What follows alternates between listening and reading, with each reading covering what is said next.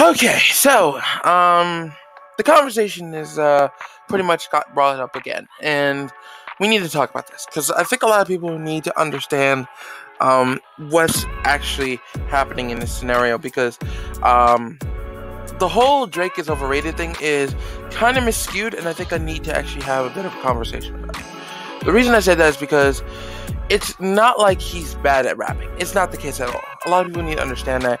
As far as rapping, he is very underrated. He has a potential of literally being a great rapper. 100% a great rapper. It's just the problem is he doesn't try.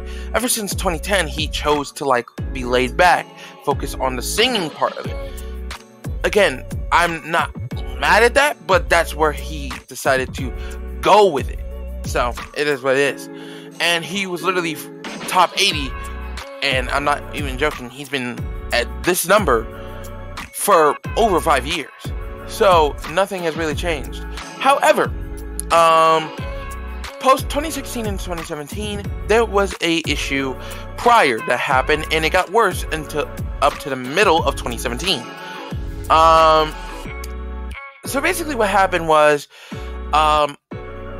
Drake was getting exposed for a lot of things right after God's Plan came out. And I think, according to the people that literally decided to post this and bring up other evidence, they decided to tell me that this was going on way before that. And I was just sitting there like, huh. So I took a back read, and I realized, yeah, this went back a little further, which is kind of weird, because I thought for a split second he knew what he was doing back then. So, backtracking exactly where he did this, I realized over time, and as I literally went through this evidence, I clearly realized this man was on thin ice. And as a result, I decided to literally do this. Set him a redemption period. And if you guys don't know what a redemption period is where you have to, and this is, you have 1 year, because you are a certified artist at your peak, you know what you're doing. You have 1 year to redeem yourself and put yourself back in that same position you have been since 2006 to 2009, because that was probably one of your best years. You have improved up to 2010. Point blank, simple as that.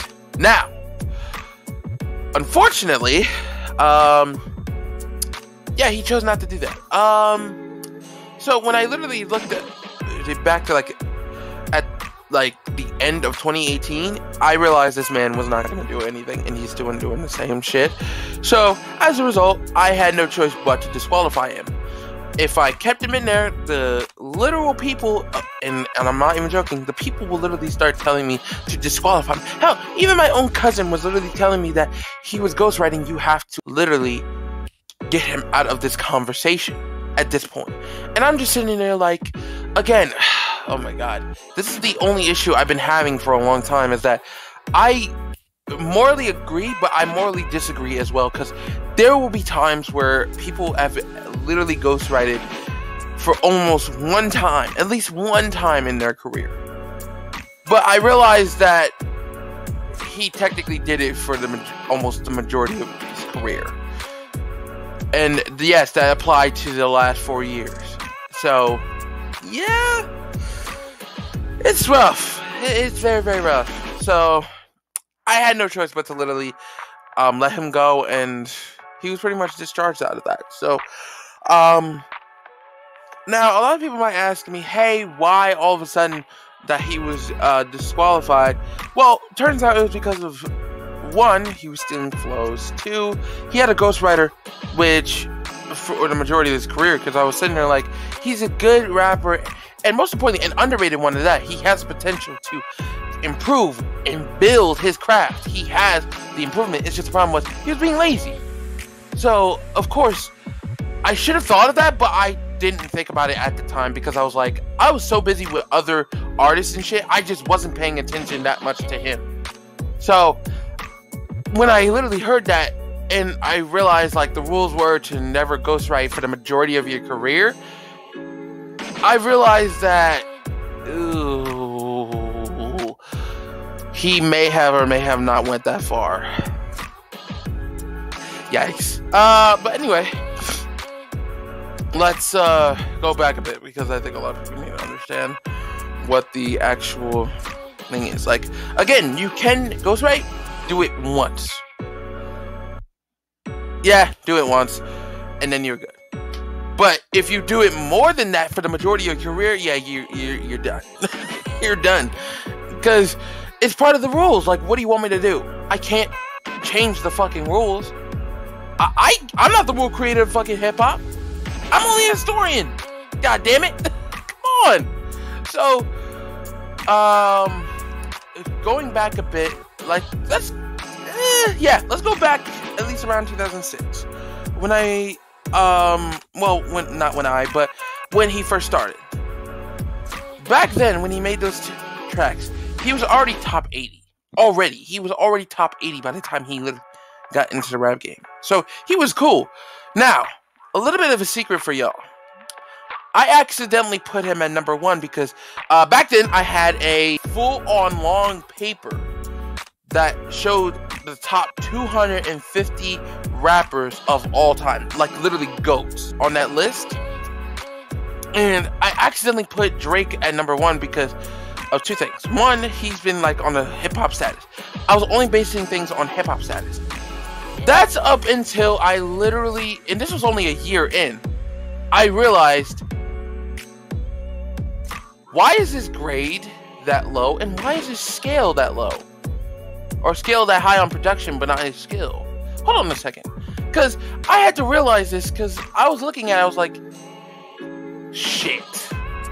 Okay, I may have to make a lot of changes, because I think I fucked up here. Okay, yeah, I think I may have fucked up here. So I went and decided to literally change the entire thing. So yeah, that was very much rough. But that's another story for another day about what happened to that particular list. But going back to the present now. Yeah, Drake has always been top 80. And the reason he was always top 80 was because of the fact that he never really had time to like work on this craft. He was kind of lazy and only focused on the production of things, and he was just pretty much on a hip-hop status for a while now, and he just rode the wave, and he didn't really do much, and that's what kind of cost him to stay in that same position for a long time, up until the whole disqualification. But other than that, fast tracking, and I want to make this on a good note. Drake is underrated as far as his raps, but he is overrated as far as the GOAT status. I will make this very, very clear for anyone. He is underrated as far as his raps because he can improve. He has the potential to do it. He just doesn't choose to improve.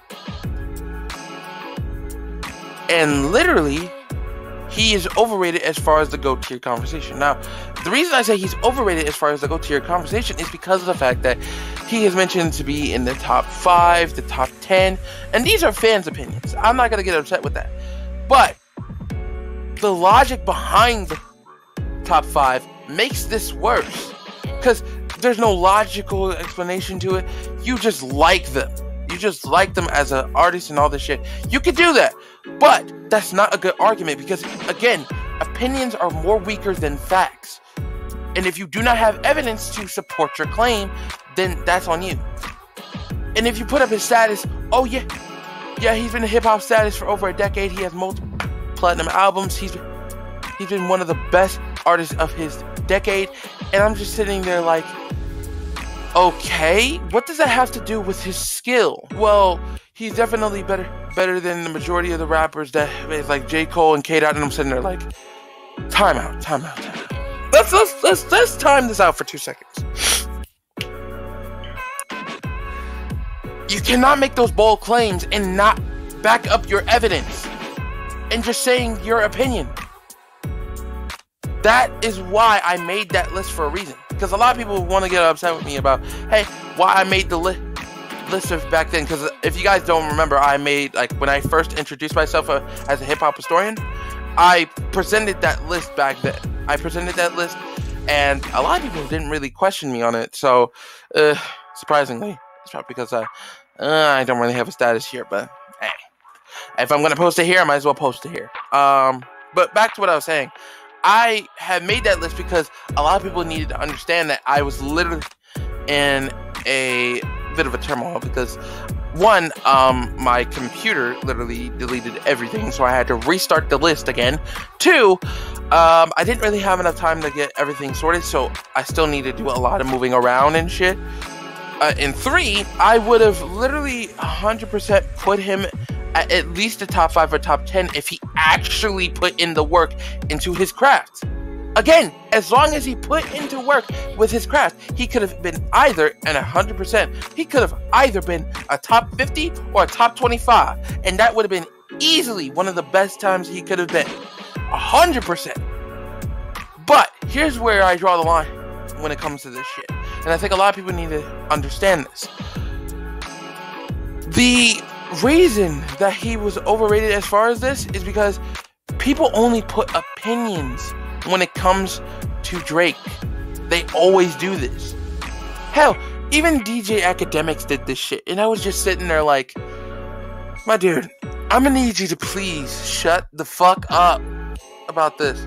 Because now, not only were you completely wrong about what you just said, you completely disembodied what everything was supposed to be done about hip-hop history.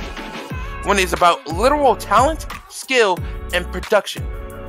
Literally, production comes last before the talent and skill. How the fuck do you go from skill straight to talent going to last? How the fuck do you do that? Again, opinions are not good for debates, and most importantly, it's definitely not good for supporting your claims. It's not. So that's why I literally said, like, he's overrated as far as the GOAT tier conversation. So that's all I have to say. Hope you guys enjoyed the video. And let me know if you guys either agree or disagree in the comments, okay? It's been Zed, guys. Later.